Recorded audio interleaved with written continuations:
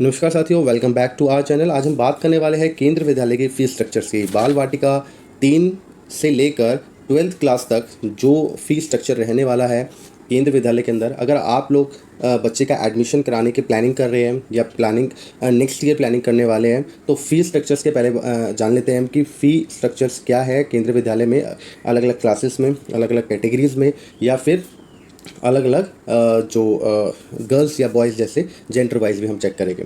तो स्टार्ट करते हैं सबसे पहले हम बाल वाटिका से। देखिए, बाल वाटिका जो है इसी साल इंट्रोड्यूस किया है केंद्र विद्यालय ने। इससे पहले बाल वाटिका की क्लासेस केंद्र विद्यालय में किसी भी केंद्र विद्यालय में स्टार्ट नहीं की गई थी। इस साल से 450 विद्यालय यानी 450 केंद्र विद्यालय ऑल ओवर इंडिया में चुने गए हैं, जिनमें बाल वाटिका 3 जो है प्री स्कूल हम कह सकते हैं, जो क्लासेस होती है वो शुरू की जा रही है, जो कि 29 जुलाई से फर्स्ट क्लासेस भी इसकी शुरू कर दी जाएगी। अच्छा, इसकी जो लास्ट डेट है, अगर आप लोग प्लानिंग कर रहे हैं अभी भी बाल वाटिका 3 में अगर एडमिशन कराना चाहते हैं केंद्र विद्यालय के अंदर, तो 18 जुलाई इसकी लास्ट डेट है। ऑनलाइन एप्लीकेशन अभी निकली हुई है, आप लोग अभी भी जाकर उसको अप्लाई कर सकते हैं। अगर आपको नहीं पता कहाँ से अप्लाई करना है, आप लोग प्लेलिस्ट में जाकर आप चेक कर सकते हैं। मैंने इसके बारे में फुल डिटेल डिस्क्रिप्शन वीडियो जो है और साथ में कैसे अप्लाई किया जाता है सारी डिटेल मैंने जो है वीडियो में दी गई है। तो आप लोग फीस स्ट्रक्चर्स के बारे में जानते हैं सबसे पहले कि केंद्र विद्यालय के अंदर बाल वाटिका 3 में अगर आपके बच्चे का एडमिशन हो जाता है तो कितना पर मंथ आपको फ़ी पे करना पड़ेगा। अच्छा, एक और चीज़, केंद्र विद्यालय में जो फीस जो पेमेंट की जाती है वो ऑनलाइन पोर्टल के थ्रू की जाती है, यानी ऑनलाइन पेमेंट होती है, या फिर आप बैंक में जाके इसका ई चालान जनरेट करके आप पेमेंट कर सकते हैं। ठीक है।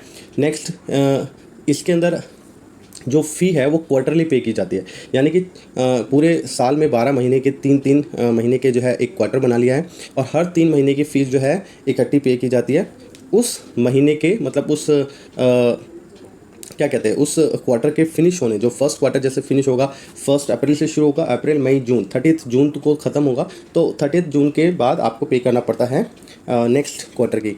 तो इस तरीके से हर क्वार्टर में आपको 3 महीने की फ़ीस देनी होती है। पर मंथ के हिसाब से हम देखेंगे कि कितनी आपको पर मंथ के हिसाब से आपको फ़ीस कितनी पड़ती है। तो देखिए, इसमें जो आपको यहाँ पे ये जो फ़ीस स्ट्रक्चर दिखाई दे रहा है, ये सारी फ़ीस जो है अलग अलग टाइप की, जो ये अलग अलग कंपोनेंट है फ़ीस के अंदर, ये सब आपको पे करने पड़ते हैं। एडमिशन फ़ीस है, बहुत ही नॉमिनल चार्ज है केंद्र विद्यालय के अंदर, 25 रुपये मात्र जो है एडमिशन फ़ी केंद्र विद्यालय द्वारा चार्ज किया जाता है। ये जो आपको वन टाइम ही देना होता है जब आप एडमिशन कराते हैं। एक है री एडमिशन फ़ीस, ये 100 रुपीज़ जो आप देख रहे हैं, काफ़ी मतलब 25 रुपये एडमिशन है और री एडमिशन 100 रुपीज़ है। तो ये किस चीज़ का है, ये आप ये मान लीजिए एक तरह का जो है पेनल्टी चार्ज है। जैसे केंद्र विद्यालय में अगर आपका बच्चे का एडमिशन होगा और आपने जैसे किसी क्वार्टर में पेमेंट नहीं कर पाते हैं किसी वजह से, तो उस वजह से बच्चे का नाम स्टक ऑफ हो जाता है, और स्टक ऑफ होने की वजह से आपको 100 रुपीज़ का पेनल्टी लगता है। इसी को हम री एडमिशन फ़ीस कहते हैं, यानी आप बच्चे को कंटिन्यू करना चाहते हैं तो आपको बैलेंस पेमेंट करके साथ में 100 रुपीज़ री एडमिशन के पे करने पड़ते हैं। तो ये 100 रुपीज़ वो है। तो ये तो आपको मतलब मेरे को नहीं लगता शायद देने पड़ेंगे, और 25 रुपये साल में, मतलब पूरे सेशन में आपको एक ही बार देना पड़ेगा एडमिशन अगर आप कराते हैं, मतलब एडमिशन के टाइम ही आपको पे करना है। अब हम इसको हटा देते हैं, ये तो नॉमिनल चार्जेस थे। बात करते हैं ट्यूशन फ़ीस है, जो पर मंथ की फ़ीस हम बात करेंगे। हम यहाँ पे क्वार्टरली इसको लास्ट में मल्टीप्लाई करके निकाल लेंगे, आप कैलकुलेट खुद से कर लेना, मैं पर मंथ के हिसाब से आपको यहाँ पे समझा रहा हूँ। ट्यूशन फ़ीस होती है, देखिए आपका 3 कंपोनेंट से जो केंद्र विद्यालय में ये 3 कंपोनेंट हैं जिनको जोड़कर आपकी पर मंथ की फ़ीस बनती है। एक होती है ट्यूशन फ़ीस, एक होती है कंप्यूटर फंड, और एक होता है वीवीएन फंड। ठीक है, विद्यालय विकास निधि फंड। तो ये 3 तरह की जो आपको as a component of fees हम कह सकते हैं, जो आपको टोटल देनी पड़ती है पर मंथ में। अब ट्यूशन फ़ीस कितनी देनी पड़ती है, क्लास वाटिका वाली जो है बाल वाटिका 3 से लेकर क्लास 12 तक। इसमें देखिए, यहाँ पे आप देख पा रहे हैं 3rd नंबर पे, और 3rd ए में देखेंगे तो उसमें लिखा है 9 और 10th ओनली बॉयज़, क्योंकि इसलिए लिखा हुआ है जो गर्ल्स हैं, चाहे वो बाल वाटिका 3 में हो या फर्स्ट क्लास में, 2nd, 3rd, 4th, 5th onwards हम बात करते हैं अप टू 12th क्लास तक, तो किसी भी तरह की गर्ल्स के लिए कोई सी भी क्लास में वो केंद्रीय विद्यालय में पढ़ती है तो उसको ट्यूशन फ़ी नहीं पे करनी पड़ती। बाकी फ़ी पे करनी पड़ सकती है, लेकिन ट्यूशन फ़ी उससे चार्ज नहीं किया जाता है। तो गर्ल्स के लिए तो ये मान सकते हैं हम, ट्यूशन फ़ी सभी क्लासेस में फ्री रहेगी, उसमें किसी भी तरह की कोई पेमेंट नहीं करनी है। अब हम बात करते हैं बॉयज़ की। अगर बॉयज़ हैं तो अप टू 8th क्लास, यानी बाल वाटिका 3 से लेके 1st, 2nd, 3rd, 4th, 5th and up to 8th class तक हम बात करें तो किसी भी तरह की कोई भी ट्यूशन फीस नहीं पे करनी पड़ती है। सिर्फ 9th-10th क्लास के जो बच्चे हैं वो भी सिर्फ बॉयज़, क्योंकि गर्ल्स के लिए तो up to 12th class free है, बॉयज़ को सिर्फ पे करनी होती है, वो भी 200 रुपीज़ पर मंथ के हिसाब से। इसके बाद हम बात करते हैं क्लास 11th-12th में। अब 11th-12th में दो तरीके से देखिए, ह्यूमैनिटीज़ के और कॉमर्स के स्टूडेंट को 300 rupees per month tuition fee पे करनी पड़ती है। एंड क्लास 11th-12th के जो साइंस स्ट्रीम्स के स्टूडेंट होते हैं, और सिर्फ बॉयज़ की मैं बात कर रहा हूँ, ऊपर जो मैंने कॉमर्स एंड ह्यूमैनिटीज़ की बात करी उसमें भी सिर्फ बॉयज़ के लिए, क्योंकि गर्ल्स के लिए सब स्ट्रीम से सब क्लासेस में हर जगह फ्री है ट्यूशन फ़ी के मामले में। और साइंस स्ट्रीम की बात कर रहे थे बॉयज़, उनको 400 रुपीज़ फ़ी पेमेंट करनी पड़ती है।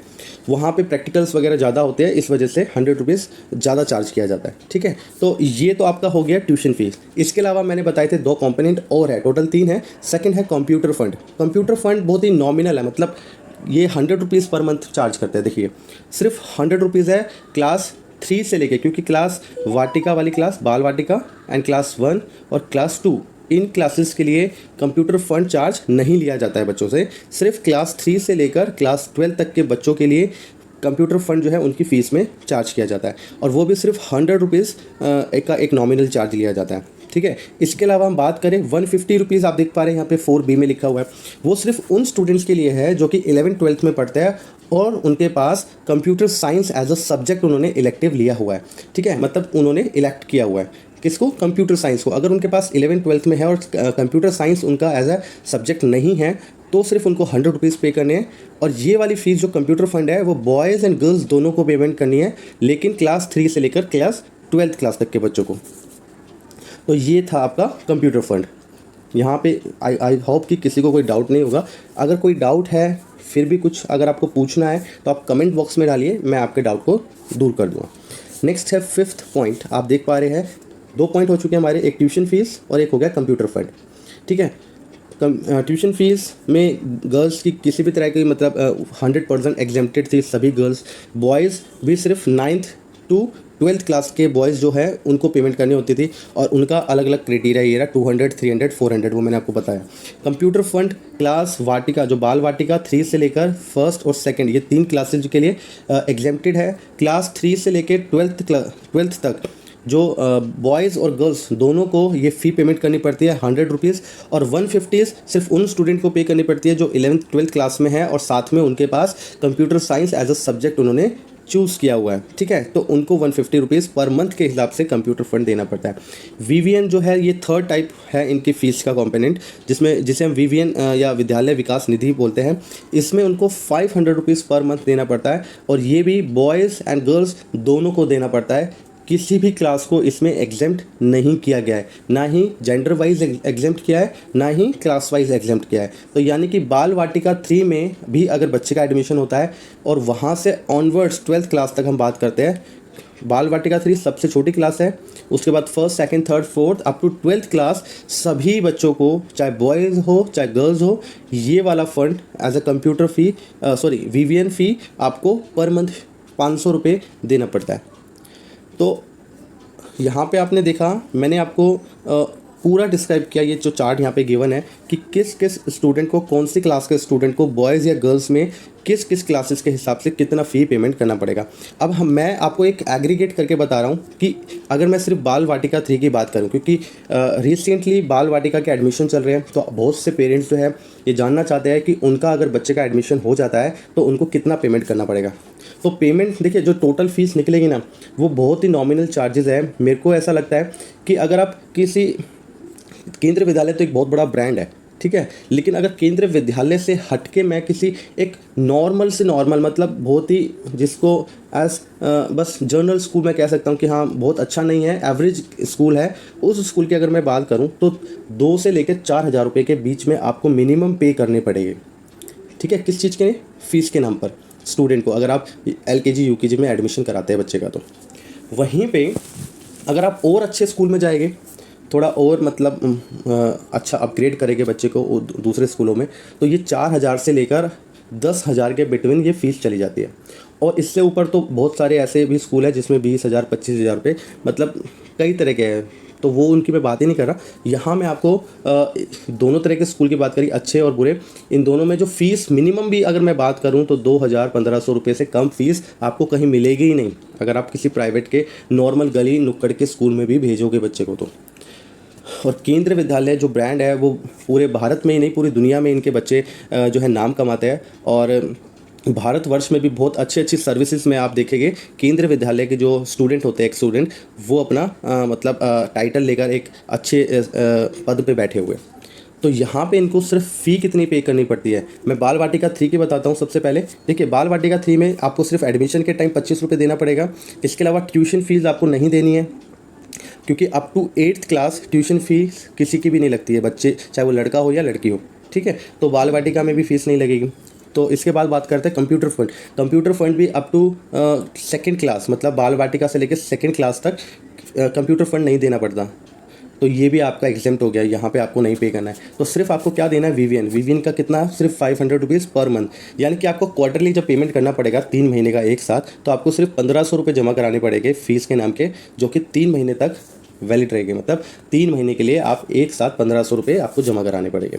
तो 500 रुपये पर मंथ में आप बाल वाटिका 3 केंद्र विद्यालय जैसे ब्रांड स्कूल में जो है आप अपने बच्चे को पढ़ा सकते हैं।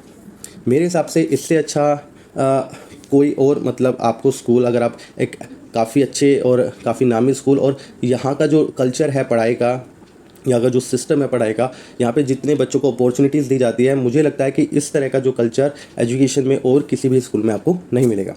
चलिए, ये तो मॉरल बातें हो गई। अब हम बात करते हैं अगर दूसरी क्लासेस में। क्लास 1 में भी सेम फीस लगेगी जो बाल वाटिका की है, क्लास 2nd में भी। क्लास 3 से बस दो चीज ये कंप्यूटर फंड ऐड हो जाएगा 100 रुपये पर स्टूडेंट पे, और क्लास अप टू क्लास 8 तक यही चलेगा। क्लास 9-10th में आपको ट्यूशन फीस भी ऐड कर देनी है 200 रुपये। और क्लास 11-12th में होगे तो ह्यूमैनिटीज़ एंड कॉमर्स को 300 रुपीज़ देने पड़ेंगे ट्यूशन फीस के नाम पे, और बाकी तो पे करना ही पड़ेगा, जैसे कंप्यूटर फंड और वीवीएन, और साथ में 300 रुपीज़ ट्यूशन फीस।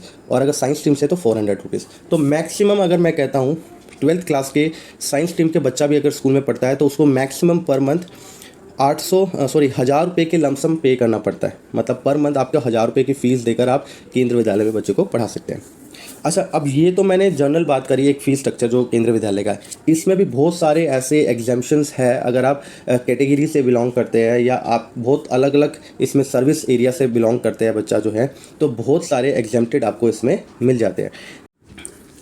तो अभी आप लोगों ने देखा, मैंने क्लास वाइज आपको बिल्कुल डिटेल में बताया कि कितनी कितनी फ़ीस किस किस मद के हिसाब से, किस किस कॉम्पोनेंट में, किस किस आइटम्स में आपको पे करनी पड़ती है, ठीक है। ट्यूशन फीस, कंप्यूटर फंड और वीवीएन के नाम पे अलग अलग क्लासेस में कितनी फ़ीस देनी पड़ती है। अब हम देख लेते हैं कि अगर ये सब कैटेगरीज़ में अगर बच्चा बिलोंग करता है इन सब कैटेगरीज से, तो कितनी फ़ीस आपको देनी पड़ेगी। तो ऐसे काफ़ी कम स्टूडेंट होते हैं जो इन सब कैटेगरी से बिलोंग करते हैं। 80% स्टूडेंट अदर कैटेगरी के जो है, मैं ऑलरेडी बता चुका हूँ आपको उतनी ही फ़ी पेमेंट करनी पड़ेगी।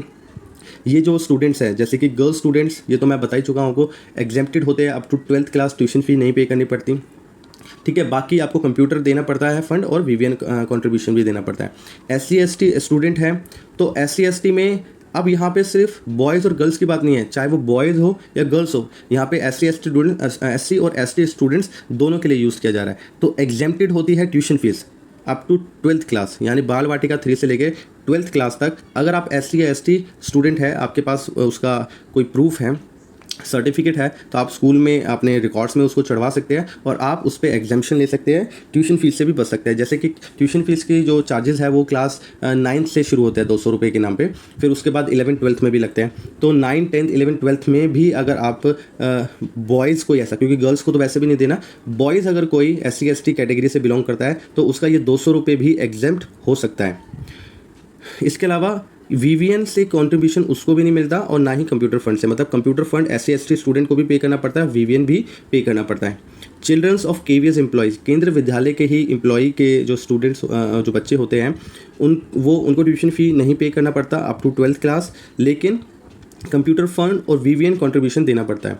इसके अलावा ये 4th कैटेगरी देखे ध्यान से, children of officers and man of the arm force and the paramilitary personal killed और disabled during the hostilities 1962, 1965, 1971 and 1999, as well as the children of the defense personnel of Indian peacekeeping force in Sri Lanka and personnel of armed force killed in the disabled in the operations Meghdut in the Siachen area and the operation Vijay in the Kargil.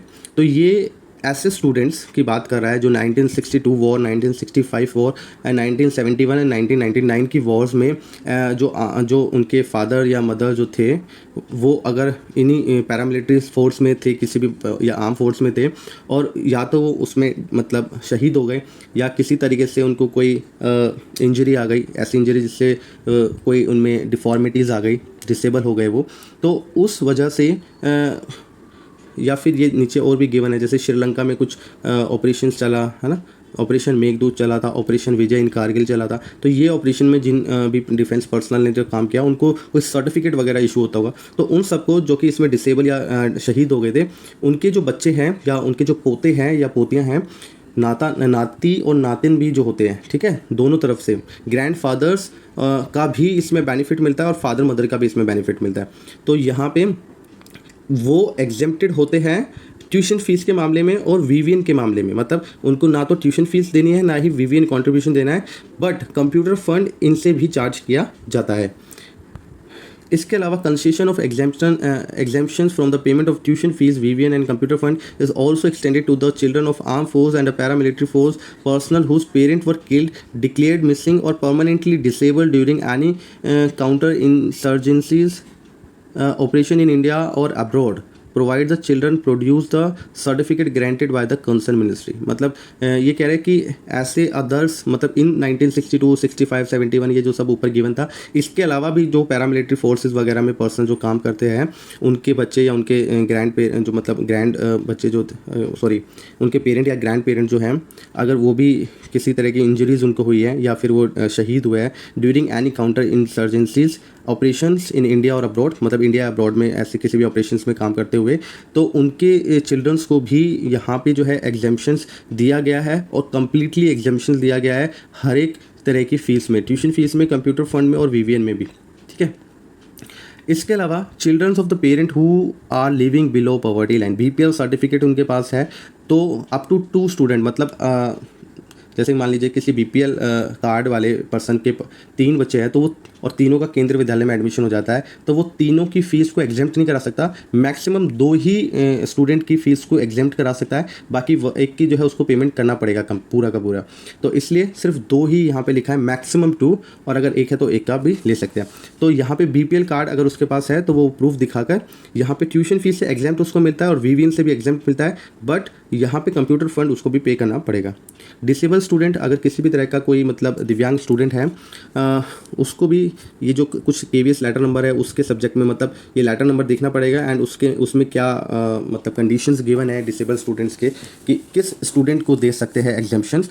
अगर वो criteria के fulfil करता है वो student, तो उसको भी tuition fees and VVN contribution में एग्जेम्प्ट किया जाएगा और कंप्यूटर फंड उससे भी चार्ज किया जाएगा। All girls student from class 6 to 12 who happen to be the only child for their parent, ठीक है, and from VVN and the computer, तो उसको भी एग्जेम्प्ट किया गया है तीनों कैटेगरीज में, यानी ट्यूशन फी में, कंप्यूटर फंड में और वीवीएन में। किस स्टूडेंट को? ओनली गर्ल स्टूडेंट, मतलब सिंगल गर्ल चाइल्ड जिसको हम बोल सकते हैं कि सिर्फ अपने पेरेंट्स में अपने पेरेंट की सिर्फ एक लौती बच्ची है और उसका कोई भाई या दूसरी बहन नहीं है, तो ऐसे स्टूडेंट को क्लास 6 to 12, मतलब अप टू क्लास 5th नहीं, क्लास 6 to 12 अगर वो मान लीजिए पहले से भी पढ़ रही है तो उससे 5th क्लास तक तो चार्ज करेंगे।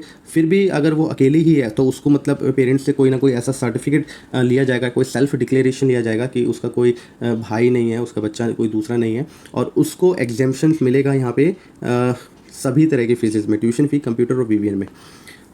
इसके अलावा ये पूरा जो डिटेल था केंद्रीय विद्यालय द्वारा, केंद्रीय विद्यालय की वेबसाइट से आपको बताया गया है। इसी से रिलेटेड अगर और भी कोई आपको जानकारी चाहिए तो आप लोग हमें जो कमेंट बॉक्स में बता सकते हैं, हम उस पर भी वीडियो बना के आपकी जो कन्फ्यूज़न है उसको दूर करने की कोशिश करें। साथ ही में अगर आप लोग पहली बार हमारे चैनल पर आए हैं तो चैनल को सब्सक्राइब करना मत भूलना, बेल आइकन को भी दबा देना, ताकि कभी भी हम कोई भी इस तरह की इन्फॉर्मेटिव वीडियो अगर बनाते हैं आप लोगों के लिए तो आपको वो इमीडिएट नोटिफिकेशन भेज दे, और अगर आपके काम की वीडियो है तो आप उसको व्यू कर सकते हैं।